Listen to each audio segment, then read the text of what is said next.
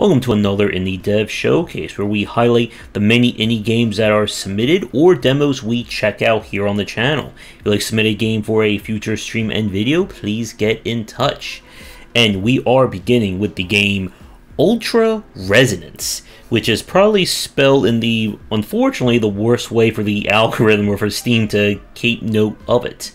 But we checked this game out earlier in 2021, and this is a puzzle cyberpunk virtual cat game, where your goal in each level is to clear all the kind of like floating like cat ears or cat robots that you see on the screen.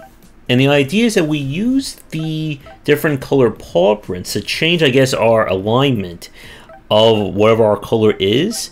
And we get one shot per round. And we want to shoot it so that we hit every single thing in a single blast in order to clear the level. Do that and we move on to the next.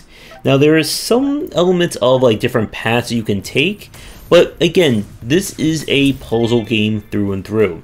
There's also a very unusually like dark story involving, I guess, like past evil misdeeds and other things that will make themselves known as you play.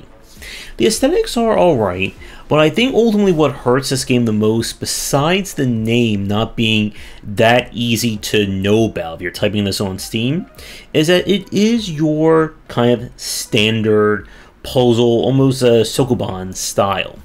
And you'll know very much after the first level if you have any real interest in playing more of this game. It's definitely not a bad puzzle game by any means, but again, if you're looking for something that you have not seen before in terms of its mechanics and style, then I just don't think this game is going to be for you. But if you are looking for another puzzle game, I would say at least give this one a check and see what you can make of it. For our next game, this is Silent Sector.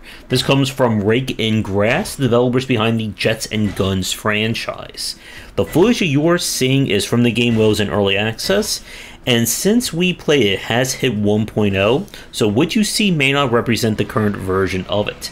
But this is essentially taking the space sim genre and throwing in the irrelevant humor of Rake and Grass, just minus the zombies from the Space Pirates and Zombies of that kind of design. So basically what I just said should give you a pretty good idea of what to expect with Silent Sector. The universe is up to you to completely explore or ignore as you see fit. You're going to start out as a kind of rinky-dink little spaceship, barely able to do anything, and you're going to claw your way up through jobs, finding better gear, and of course buying new ships in order to make your own mark in this universe.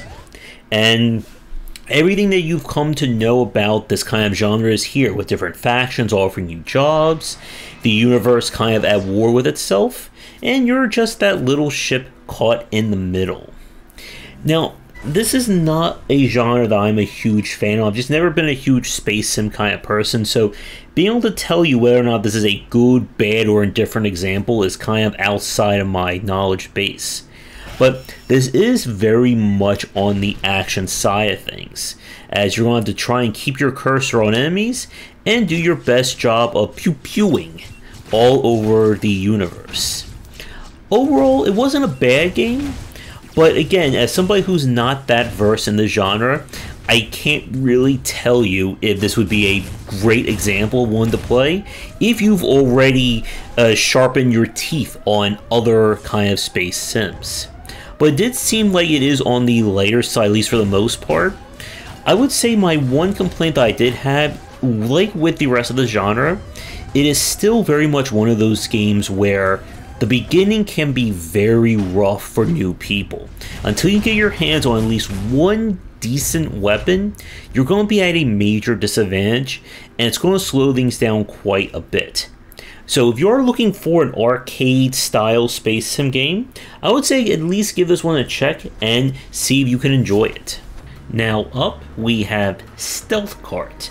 Now the footage you are seeing is taken from the alpha that we played off of itch, but it is coming to Steam in its full version in 2022. So this is, well, a stealth racing game, where your mission is to sneak past police cars and get to the exit under a certain amount of time. Now, you're free to control different vehicles, and the game will award you stars based on how well you play, including not being caught, how fast you move, etc, etc. All while dealing with kind of the wacky physics of the game as well.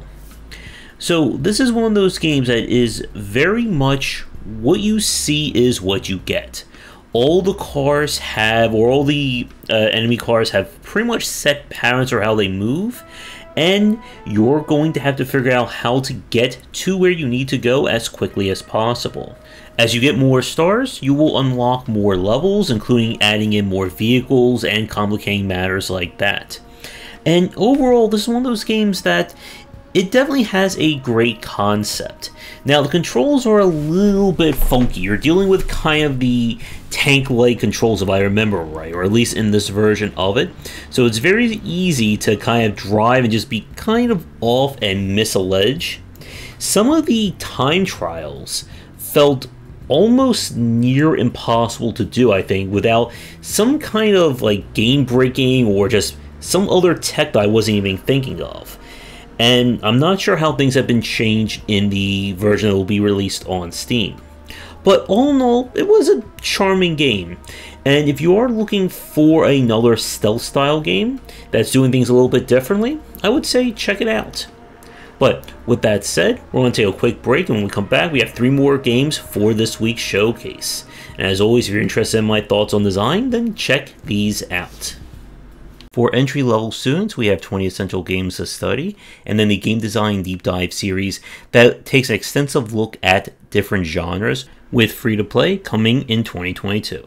For our next game, we turn to Jitsu Squad. Now, this is a demo that was released for the Kickstarter of the game earlier in 2021, and what we have here is a game that begs to ask the question, what if we develop a beat-em-up for fighting game fans? And this game is, as you can tell by what's going on the screen, is a high pace or high fast pace beat 'em up game where you're going to be assaulted from all angles and you're going to have to slash, punch, grab, throw, and super your way to victory. Now, the game itself, as I said, its main draw is that unlike a lot of the other beat 'em ups that we've played and ones that we're hoping to play later in 2022, Jitsu Squad is clearly designed around fighting game fundamentals. It features a lot of the similar inputs and commands that you get out of a fighting game, including being able to parry on reaction, chain moves together, and multiple button inputs for different attacks, specials, meter, you get the picture. Now, footage that you're seeing is taken from this game on the highest difficulty, hence why I am being mobbed by every which way possible here. And I think the concept of this game is sound, but there is one major catch for me. And that is, I'm not a huge fighting game fan, and we recently did our Save the Extreme cast about the difference between fighting games and beat 'em ups. And Jitsu Squad definitely feels more like a fighting game first rather than a beat 'em up, especially in the inputs. The game is very, I guess, clunky, or it's not as reactive compared to something like Fight and Rage or even something like Streets of Rage in terms of being able just to quickly move through your attacks and moveset. You have to chain combos together much like in a fighting game. You have different moves, different abilities, and so on that are tied to different inputs. So I completely forgot like many of the inputs the game was expecting me to remember during play, and the game definitely lacks that pick up and play feel of something like Fight and Rage or Streets of Rage. So if you are a fighting game fan and you're looking for another or something that's more chaotic but still keeping with that kind of gameplay loop, I would say definitely check out Jitsu Squad. But if you're more in line or you're more prefer kind of the ease of play and the flowiness of a beat 'em up like Fight and Rage and so on, Jitsu Squad may not be the perfect game for you. Although I would still say definitely give it a check and see what you can make out of it, because it is definitely a very fast-paced beat-em up. We now turn from that game to something a lot slower. This is Black Legend. This is a turn-based strategy RPG, where your job is to explore this town that has been caught by a mysterious plague, and it's up to you to try and free the town one neighborhood and one quest at a time. So you build your team out of various pre- or randomly generated characters. The weapons that you give your characters essentially dictate the classes themselves, and you have your typical style of range, heavy melee, assassin melee, supporter, and so on.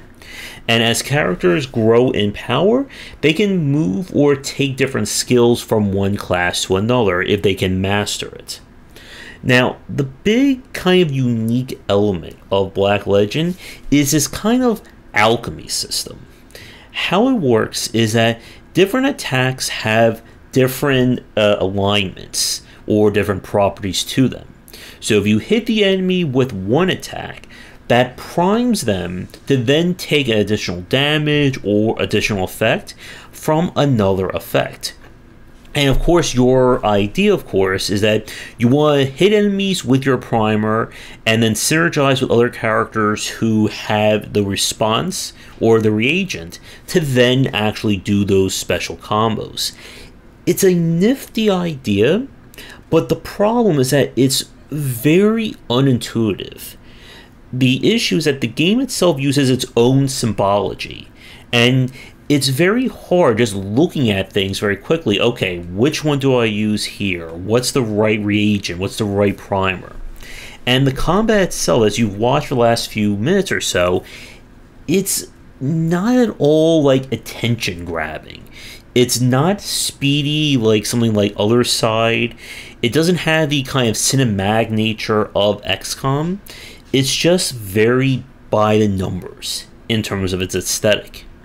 Now, the world itself is handmade, and you're able to walk around and sneak past enemies to some extent, but the game has that annoying tendency that you'll get a quest, and you'll have to try and figure out where that quest is.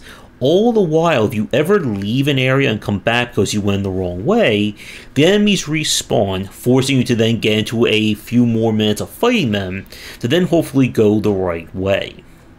And it's an interesting idea. I think the general story and tone are great, but it's just really lacking in anything that's either a major gameplay hook or just a major like aesthetic or something that can grab your attention compared to many of the other strategy RPGs or tactical strategy games that we've played. If you are looking for something completely new, I would say maybe give this one a check, but unfortunately I can think of other examples of games that have their own more striking tone and design compared to Black Legend. For our final game, this is Cartel Tycoon. The footage that you're seeing is from its early access, and the game is still in early access at this time. So this is a drug business sim style game. I guess it's a Scarface simulator, giving you all the information about how to run your own effective drug trading without anything that would possibly or hopefully get you flagged by any major authorities. So the game itself is split between, you can play as in a campaign or story mode as well as a sandbox. And the general play is that you're going to take over the drug trade one city and one territory at a time. You're going to set up different production buildings and the logistics of moving goods, both illicit and legal, around your various territories. You'll need to figure out ways of moving your product and dealing with dirty and clean money. And the game itself has a lot of like interlocking systems in terms of how things work. You'll have to use different money in order to unlock things, as well as managing your various members of your cartel. As they become higher up, they'll demand more and more out of you. Characters can be sent to take over other territories, with it basically just being numerical. Whoever has the highest power will win. And the story campaign will push you to keep expanding, which of course means that you're going to start to get more trouble from the police and various authorities. When your heat meter fills up, it will cause trouble on the map, and there are of course random events that get in the way. My big problem that I had with the game was that all the systems kind of felt very clunky to use. This is one of those games where if you're trying to set logistics, it requires just a lot of trying to get the various vehicles to where they need to be and multiple clicks to do so. It's not that intuitive when you're first starting to play. And this is one of those games where the quote-unquote right way to play it, as in moving very, very slowly, making sure that your heat never builds up high enough, is also the most boring way to play. And since we did play this, the game has had several updates, so I don't know what has been added or changed since this version. It does seem like a very different take on the business sim style games, and it kind of puts in that kind of, I'm not sure I want to say dark comedy, but you're playing as the quote-unquote bad guy role of, say, something like Evil Genius, but with a far less, I guess, comical slant than that. So if you're looking for another kind of business sim style game, one that does things a little bit differently, I would say give this one a check. But if you are put off by lots of UIs, to have to read lots of information and things to do, but then the game may be a little too cumbersome, I think, for people looking for something a little bit, I think, clearer and more streamlined to play. But with that said, we're going to wrap up this week's showcase here. I'd like to thank all the devs who submitted games. You'll find links to all their information down below. If you'd like to get acknowledgement in my upcoming book on free-to-play design, $15 or more donations will get that between now and January of 2022. Check out our Discord and Patreon link down below, and come back for daily discussions on game design here and on game wisdom, where we examine the art and science of games.